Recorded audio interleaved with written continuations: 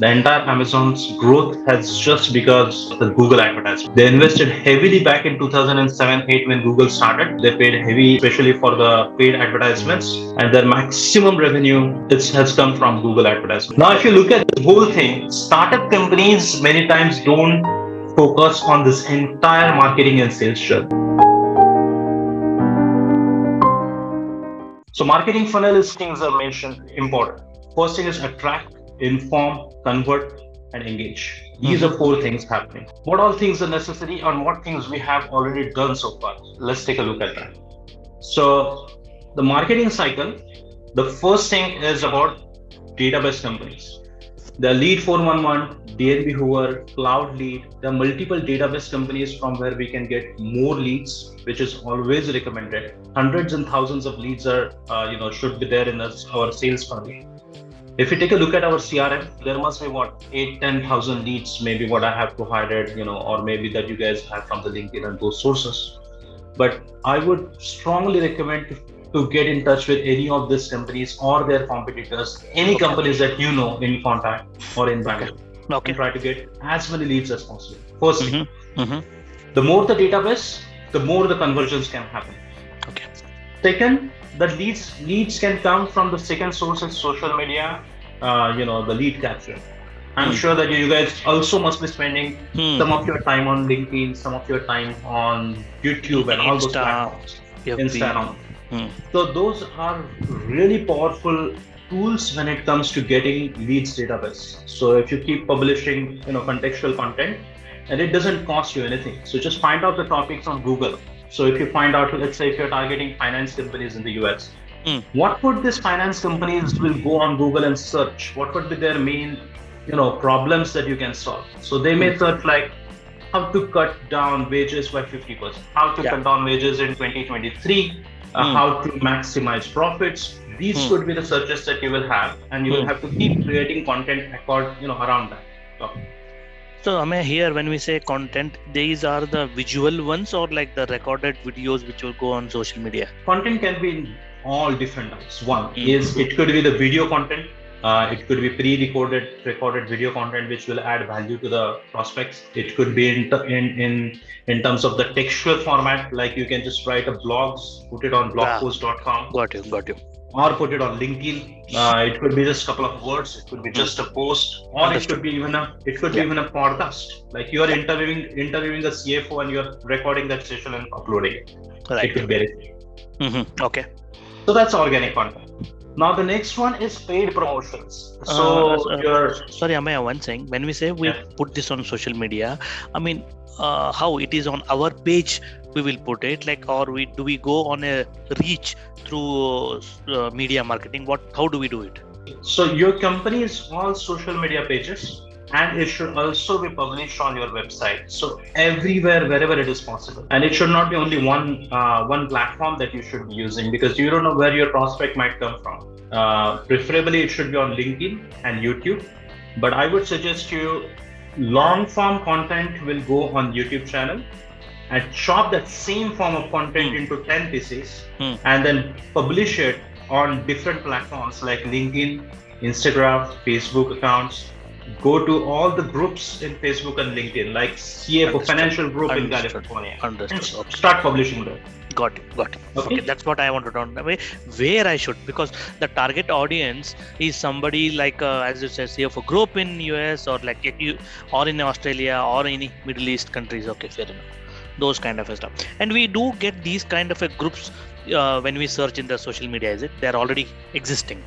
Absolutely. If you just go on LinkedIn, LinkedIn is the best platform if you want to join any groups. People really underestimate LinkedIn, or they don't use it to the full extent what is required. But and one thing, you should never join the groups of your own industry. Like for example, if you're running a contact center and BPO, don't join contact center and BPO groups, because they are going to be your competitors. You're not going to find your clients there. Right. Which is a common mistake people do. So let's say if you're focusing on healthcare companies in the US, you should be joining that group, and then you should be publishing the content in that particular group, how you can help healthcare companies in the US. Okay. So majorly LinkedIn is first primary source. LinkedIn is a primary source. YouTube is a search engine. LinkedIn is not a search engine.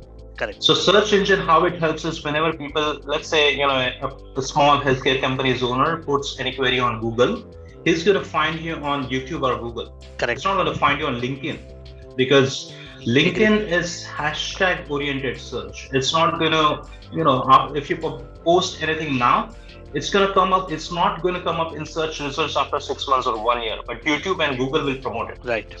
So every platform has a different importance altogether. So, long form content on YouTube, write a blog around that same topic, which will go on your website and blogpost.com. The long form content, you will have to chop it into a couple of pieces and put it on LinkedIn and other platforms and Facebook and all those groups. And then again, around that topic, create some post which will again go after 2 or 3 days or 4 days on the similar platform. Yeah. Okay. That's about the organic content. See, content doesn't cost you much money. I mean, either if you're involved in it, or Avinash is involved in it, it doesn't cost you much money to create organic content, because you're not paying anyone to create that content. Either you are having meetings of, let's say, 10 healthcare companies owners, you're having meetings, recording meetings, and then publishing it. So it doesn't cost you much money. Paid promotion costs you money, but that also is a very effective way of getting traffic, getting leads from it. Okay. So paid promotion, like doing advertisements on Google, doing advertisements on LinkedIn and YouTube. These are a couple of platforms where you should put your money, and that will definitely help you to bring more traffic. But don't be dependent on paid promotion if you have not created enough organic content. Fair enough. So for example, if you have created 10 organic contents, then you should publish 1 advertisements or 1 paid promotion. So then they get engaged when they come on your platforms or your page or LinkedIn page. They see other than this advertisement, they also have another 10 videos which are related to my industry and how it will help. Okay. That's about the paid promotion. The next one is influencer marketing. So that is also part of social media. So you're basically finding people who are creating content around healthcare topics. So you just reach out to them. You say that we have noticed that you guys are creating content around healthcare topics. Could you do some paid promotion for us? In between your videos. Understood. Got it.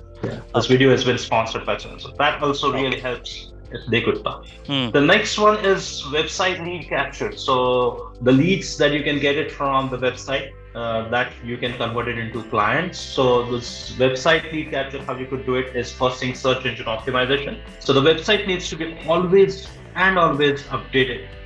See, Google or any of the search engines, they always promote the websites which are continuously updated. If it's just updated now and nothing done for 1 year, they're not going to promote it. Absolutely. Okay. They want the websites which are updated and which gives fresh information to their audience.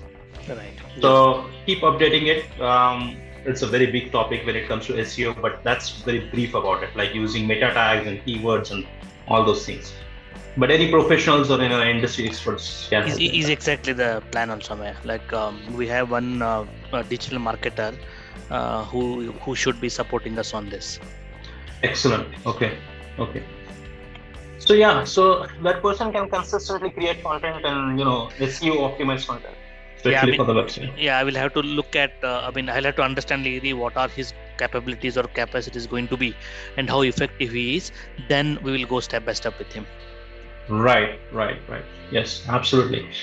But again, as I said, that SEO or any part of this discussion what we are discussing, if you're just focusing only on one aspect of it, that's not going to be enough. It's the entire thing as a net. So it's not like a hook. It's like a net. So the next step is about traffic coming from the Google advertisements. So Google is a very important platform. If you look at the growth of Amazon, the entire Amazon's growth has just because of the Google advertisements. They invested heavily back in 2007-8 when Google started, and they took it seriously, and they paid heavy, especially for the paid advertisements, and their maximum revenue has come from Google advertisements. So Google is the search engine, again, as we discussed. Apart from creating organic content, it's better you also spend some money on Google advertisements to bring your website up in the traffic. Yeah.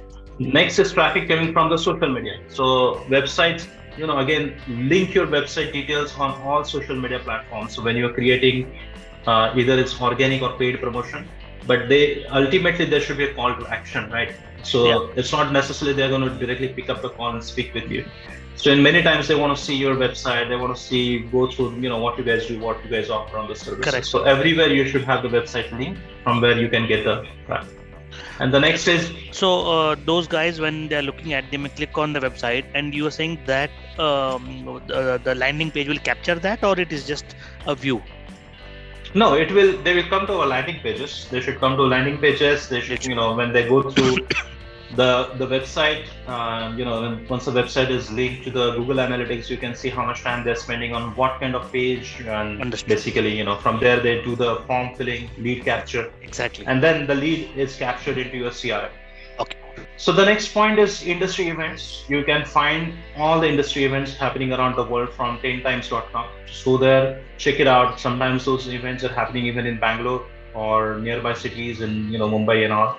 So those could be really potential events if you're attending, to get direct clients, direct meetings with the prospects. Ameya, when you say this industry events, can you specify a few? Because what I could see is majorly around this franchisee Mumbai, franchisee Delhi, or something. What kind of industry events are you referring to here?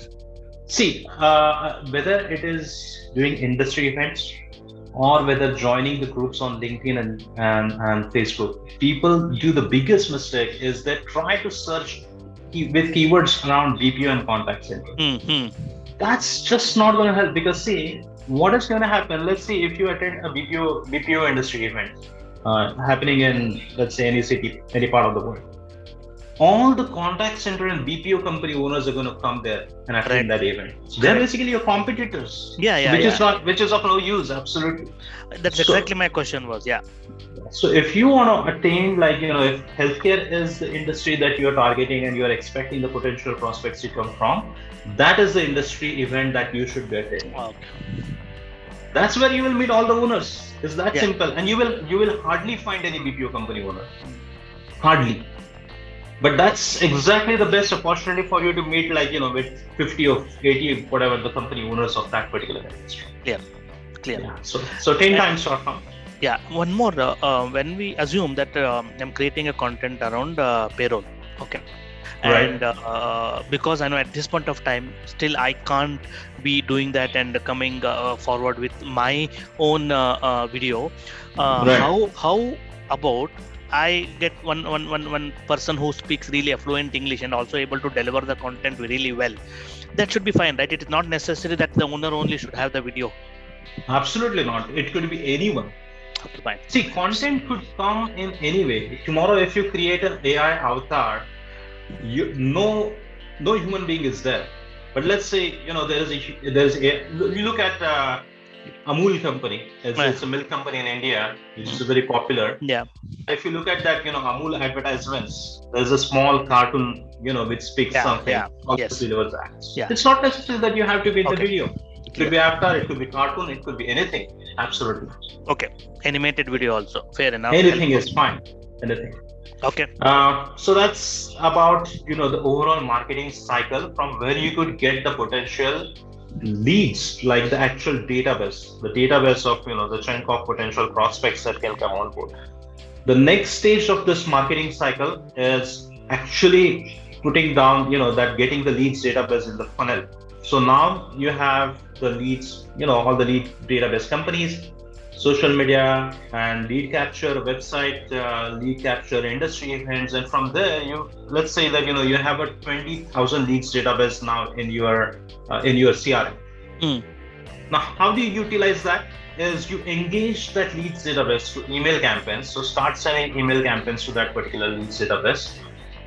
It should be, you should use workflows and basically all automations in the CRM to engage those leads, nurture those leads, send them value-added information, send them festival greetings. So anything that is possible to engage, send them offers, offers that you have, the pricing strategy and everything, basically pricing information along. So email campaigns will help you to engage and nurture those leads from where they can actually get associated with your brand. So now, so far, if you have seen the lead's journey, lead has been engaged through social media. They are seeing your content. They are also seeing your paid advertisements. They are coming on your website. They're engaged with your website. Sometimes you are also meeting them in industry events. Now they're also receiving your emails. Now they are literally getting awareness of your company, like what this company is about and what they offer, and how they can solve my problem. Now the next one is targeted advertisements. So leads database. Now you have it. These advertisements, which we discussed before, are different than these advertisements. So the advertisements we discussed before, organic and paid content, is to generate leads database. So for example, a healthcare company's owner is seeing your advertisements for the first time. He's coming to your website and filling up inquiry form. Right. Now you have a raw database. You have no idea what need he has. Absolutely have no idea. But now you have his name, you have his number, you have his email address. Correct. Okay. On the same lead, which and then his Facebook page or LinkedIn page, or his basically what kind of from which channel he came through. Now you're running a specific advertisements only for those 100 people who watched your previous advertisements, or who were engaged in your organic content. So we are not going to run the advertisements for this 10,000 people before. We are only going to run the advertisements for only those 100 people who have been engaged through your website, or who have been engaged through your social media channels like LinkedIn and all. And now you have your advertisement message is going to be completely changed. The previously it was just to create awareness. Now it is basically to move them towards the next sales cycle. So now you are going to be very specific about the next advertisements and content, that how our company can help you, how you should get in touch with us, what is the next CTA, call to action. So these are a couple of things that you're going to run it in the next set of advertisements. Right. The third thing is how you can utilize the leads database to get the clients on board is from cold calling, which everyone knows it. But again, cold calling is not the complete one solution, because we are in B2B segment. Many times the calls goes to front desk, so they don't even answer it. It doesn't go to the right person. It's very difficult to sell this type of service on call. Right. But cold calling is one of the part of it to set up appointments. So you can still work on it to set up appointments with the senior management team. If the lead already has awareness, they know what is your company and what you offer. There are high chances from cold calling also they will help you to they will give you a appointment. Agree. Finally, is once from going from all this entire journey, finally the potential leads who are in need of those services will fill up the inquiry form. Then that these are the prospects that they are actually doing the inquiry, and then prospect is forwarded to your sales team. And sales team, like sales cycle is very short. You basically do the qualification, whether this particular lead is it even qualified as per your criteria. I have done a lot of mistakes in my career when for my companies, for the client companies, I have traveled so much without qualifying the lead. When I was in the early stage of the career, I have traveled, and then I realized, this lead was not even qualified. I mean, they did not even needed the services what we are selling, or it was not a perfect fit basically.